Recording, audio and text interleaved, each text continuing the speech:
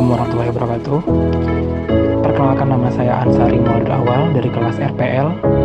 Pada kesempatan kali ini saya akan menjelaskan tentang function of management dan perusahaan PT Circle K Indonesia utama cabang Batam, disertai latar belakang dan bidang perusahaan tersebut.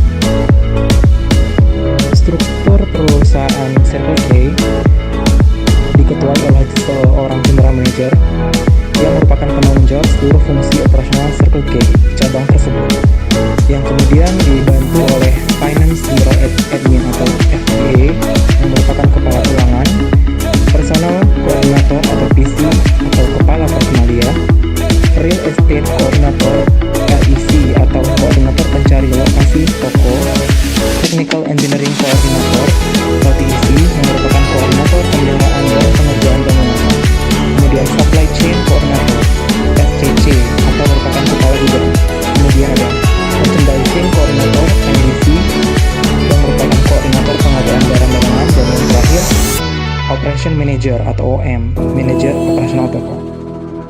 Circle K itu sendiri merupakan perusahaan yang bergerak di bidang retail. Circle K pertama dibuka pada tahun 1951 di El Paso, Texas oleh Mr. Fred Harvey yang disebut dengan Case. Pada tahun 2004, Alimentation Short Coffee Cart atau ACT mengakuisisi brand atau merek Circle K. Circle K saat ini dapat dijumpai di Amerika Serikat, Meksiko, Jepang, Macau, China, Guam, Hong Kong, Indonesia, Vietnam, dan Uni Emirat Arab. Circle K hadir di Indonesia di bawah manajemen PT Circle K Indonesia Utama pada tahun 1986 di Kota Jakarta, dengan kantor pusat di Jalan Jatinegara Raya nomor 124 Jakarta Timur. Jumlah region di Indonesia hingga 2013 adalah Jakarta, Bali, Bandung, Yogyakarta, Batam, Surabaya, dan Makassar. Total store lebih dari 450 store dengan jumlah karyawan lebih dari 3.000 orang. Penamaan Circle K itu sendiri berasal dari kata customer focus yang bermakna pelanggan adalah prioritas dan fokus utama organisasi.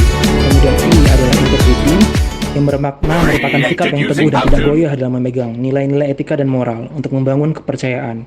R adalah reliability, artinya merupakan kemampuan untuk memberikan pelayanan yang sesuai secara akurat dan terpercaya. C ada creativity, yaitu kemampuan memberikan ide atau alternatif untuk membuat sesuatu menjadi lebih baik.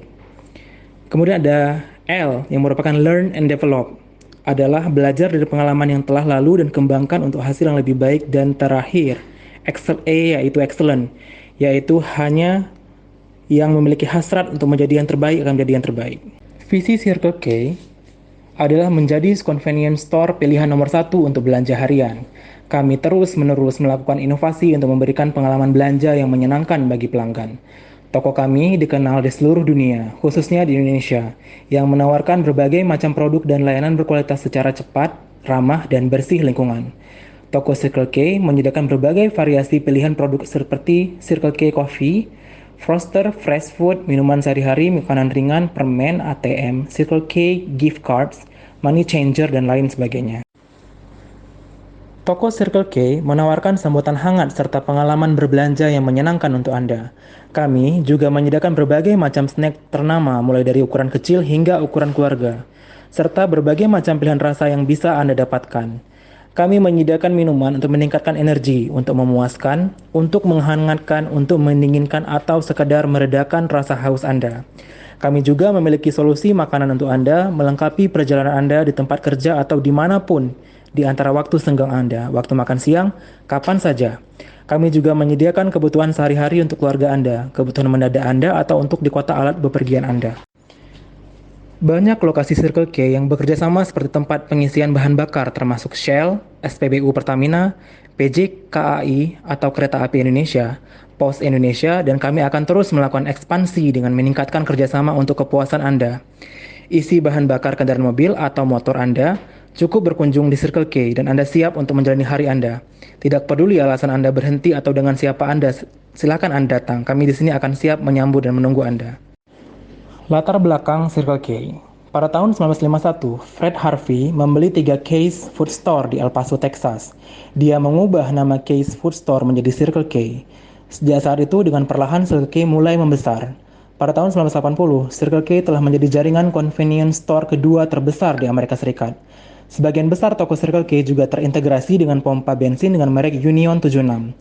Kini, Circle K telah menjadi bagian dari budaya pop di Amerika. Produk minuman Thirst Buster dan Froster merupakan satu dari banyak produk di flagship Circle K. Perkembangan Circle K dari tahun ke tahun. Tahun 1951, Fred Harvey membeli 3 K's Food Store di El Paso, Texas. Dia mengubah nama K Food Store menjadi Circle K. Tahun 1979, Circle K membuka toko internasional pertama di Jepang dengan sistem lisensi. Tahun 1980, Circle K menjadi jaringan convenience store kedua terbesar di Amerika Serikat. Tahun 1985, Circle K melanjutkan ekspansi ke Hong Kong. Tahun 1986, Circle K melanjutkan ekspansi ke Indonesia. Tahun 2003, Circle K diakuisisi oleh Alimentation Couche Tart, menjadikan Circle K dengan sebagai suatu kekuatan retail global. Pertanyaannya, kapan Circle K masuk ke Indonesia? Pada tahun 1986, Circle K hadir pertama kali di Jakarta dan menjadi pelopor industri retail berjaringan di Indonesia. Pada tahun 1996, Circle K hadir di Bali dengan mengembangkan konsep on the go yang menyasar segmen turis. Circle K Indonesia memiliki komitmen yang kuat untuk mengembangkan merek Circle K menjadi merek terkemuka dengan menjaga mutu pelayanan yang tinggi. Circle K juga mengembangkan produk-produk dengan merek sendiri atau private brand yang akan memperkuat posisi merek Circle K di Indonesia. PT Circle K Indonesia Utama merupakan perusahaan retail yang bersifat convenience store, bukan minimarket.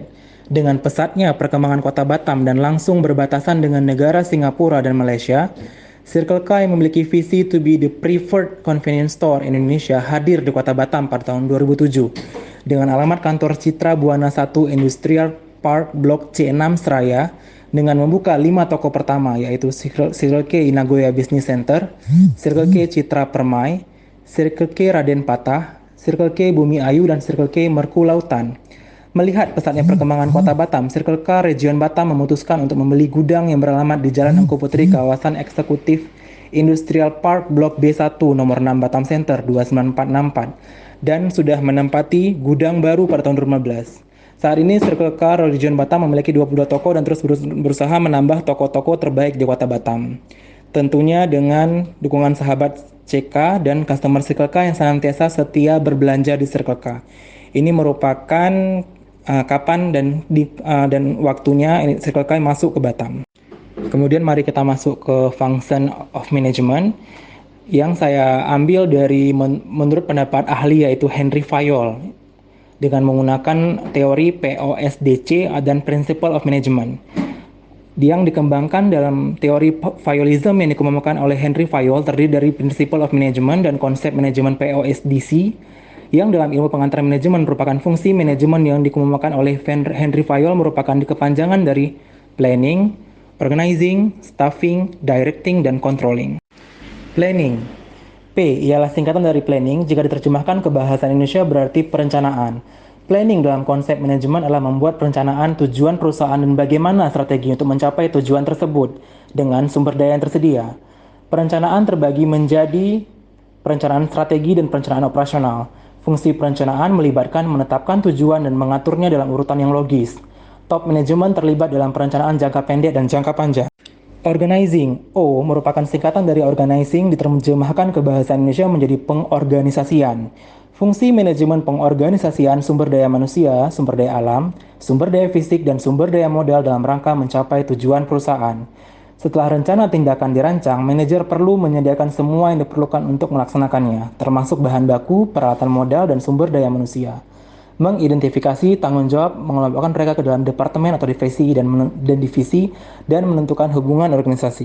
C yang berikutnya adalah coordinating. Fungsi manajemen dalam coordinating adalah salah satu fungsi manajemen untuk melakukan berbagai kegiatan agar tidak terjadi kekacauan, percekcokan, kekosongan kegiatan dengan jalan menghubung-hubungkan, menyatu padukan, dan menyelaraskan pekerjaan-pekerjaan bawahan sehingga terdapat kerjasama yang terarah dalam usaha mencapai tujuan bersama atau tujuan organisasi. Fungsi coordination dikenal juga sebagai fungsi staffing. Manajer tingkat tinggi harus bekerja untuk menyelaraskan semua kegiatan untuk memfasilitasi keberhasilan organisasi. Komunikasi adalah mekanisme koordinasi utama. Mensinkronisasi elemen-elemen organisasi dan harus mempertimbangkan pendelegasian wewenang dan tanggung jawab serta rentang kendali dalam unit. Directing. Pengertian C dalam POCCC ialah singkatan dari commanding. Fungsi manajemen commanding sama dengan mengarahkan atau actuating atau directing. Commanding dilakukan dengan memberikan arahan kepada karyawan agar dapat menunaikan tugas mereka masing-masing. Selain itu, commanding dilakukan agar tugas dapat dilaksanakan dengan baik dan sesuai pada tujuan yang telah ditetapkan semula. Manajer perlu menerapkan rencana tersebut. Mereka harus memiliki pemahaman tentang kekuatan dan kelemahan personil mereka. Memimpin orang dengan cara yang mencapai tujuan organisasi membutuhkan alokasi sumber daya yang tepat dan sistem pendukung yang efektif. Mengarahkan membutuhkan keterampilan interpersonal yang luar biasa dan kemampuan untuk memotivasi orang. Salah satu isu penting dalam mengarahkan adalah keseimbangan yang benar antara kebutuhan staf dan produksi. Controlling, C yang terakhir, singkatan dari controlling. Fungsi manajemen dalam controlling atau pengendalian atau pengawasan adalah suatu kegiatan untuk memantau, membuktikan, dan memastikan seluruh kegiatan yang telah direncanakan, diorganisasikan, diperintahkan, dan dikondisikan sebelumnya dapat berjalan sesuai target atau tujuan tertentu. Fungsi pengawasan yang mengevaluasi kualitas di semua area dan mendeteksi potensi atau penyimpangan sebenarnya dari rencana organisasi, memastikan kinerja berkualitas tinggi dan hasil yang memuaskan sambil mempertahankan lingkungan yang tertib dan bebas masalah. Pengendalian termasuk manajemen informasi, pengukuran kinerja, dan lembaga tindakan korektif.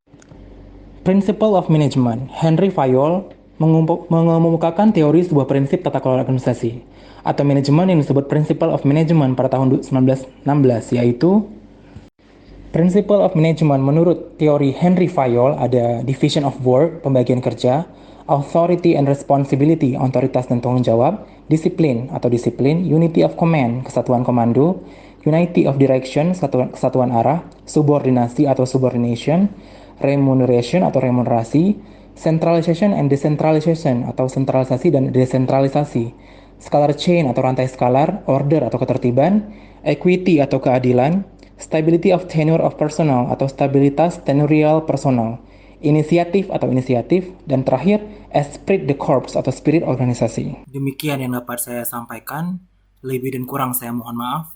Terima kasih atas perhatiannya.